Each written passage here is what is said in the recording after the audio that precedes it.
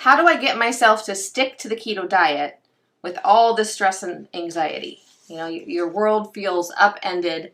So what do you do to get yourself to stick to keto? Because it's a heck of a lot easier just to eat whatever you want for soothing, really for self-soothing. Yeah, this goes back to the very first question, and that's finding ways to maybe trick yourself into feeling normal. Like, we are actually looking at this as a way to go even deeper, like be more disciplined, leverage it, make it, the brain really loves novelty. So give it something novel, like do something harder than you're used to doing, because that is going to give you some kind of motivation to keep going, right? On the flip side, can I give a tip? Yeah. Exercise. It's the thing you most don't want to do. I know that because I feel the same way. But how many times do you go exercise and then sit there and go, well, I wish I hadn't wasted my time doing that? Almost never. When we have a teenager who calls us all anxious and in crisis, we say, go work out. And when they do, they call us back an hour later and they're happy and they're bubbly. Exercise is magical for anxiety, for stress. It melts it away. You know, there's all kinds of ways to do this. There's tons of free resources on YouTube. I sent an email out to my email list earlier this week. You've got Yoga with Adrienne. You've got Pop Sugar Fitness. You've got Jessica Vallant Pilates. Jessica Smith has tons of workouts. There's tons of, I mean, you just kind of look around, and there's a lot of YouTube people who do fitness videos for all age levels, for all different types of workouts. Jessica Smith has great walking workouts, so you can just go for a walk in your house. And I like her workouts because she talks about positive messaging, right? So she talks about using exercise to deal with anxiety and things like that. So I would imagine she would be coming out with some great content sometime soon. So I say get moving, breathe, get grounded as much as you can, get bare feet, hands on the earth as we move into spring. Mm-hmm. Did you have something else to add? I don't know. I think we talk about a lot of different strategies, and some of them are how to really be disciplined and stick with the keto diet. And then sometimes we advise people, like, it's okay to take a break for yourself. But we always do that with conditions. We always do that as a plan. I know. So what he's talking about, if we make the decision to go off keto, we have rules in place. So number one, it's never spontaneous.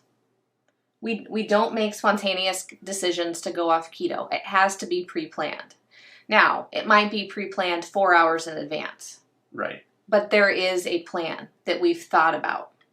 And then there's guardrails in place. So there is a time that the indulgence starts and stops. And what we used to do is do like an entire weekend. And we've learned that that's pretty rough. So now what we do is one meal. Yeah, I think that going over one period of sleeping, like, somehow changes your brain, like, and it just makes it okay once you keep going. So for you, Edward, I know that you have a Coke Zero craving. I would say that that's okay, but I would plan it. I would say, tomorrow for lunch, I'm going to have a Coke Zero. There are a lot worse things that you could have. Having a Coke Zero, I will admit that every now and then, about once every 3 months, I have a Diet Coke or a Diet Pepsi with a lunch. Not a big deal. Doesn't knock me out. I know it's not the best thing for me, but it's just an itch that I scratch intentionally, and it's gone. Right? Mm-hmm. So I'm saying, like Tara said, plan it out. Don't go grab one right now just because we said it might be okay. Plan it out. That's and just buy one. Don't buy a whole case. Right. Use your crash plan. Drop down and do 5-10 push-ups before you find a different way to interrupt that signaling in your body. So the other thing I would talk to you about is, why are you doing keto in the first place? Why is keto so important to you? And is right now, we know that keto, we know that low-carb diets improve immune function because the whole goal is to drop insulin levels. When we drop insulin levels, we reduce inflammation in the body and we help support the immune system. So we know that. I hear ketonians say, well, none of us might even get sick. What's going to happen? Mm-hmm. It's a science experiment, right? Like, what's going to happen? Do we have stronger immune systems? So is this really the time you want to go off? Yeah, it's not the time that, I wouldn't want to go off long term.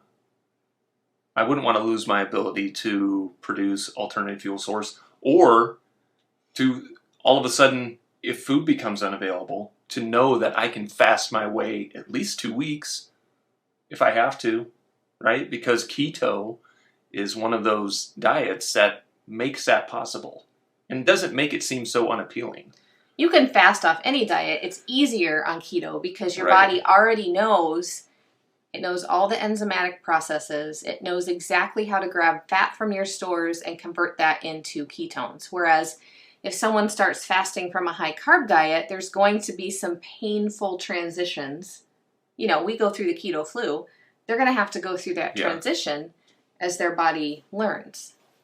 So I think you've just got to ask yourself why, and then also recognize that the cravings you're having is simply a desire to feel differently.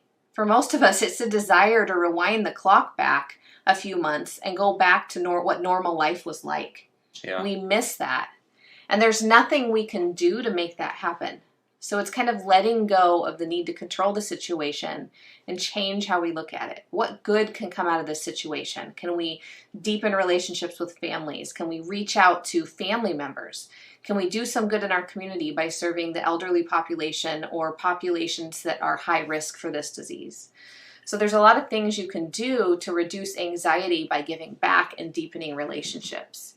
So just challenge your mindset and keep showing up here every week.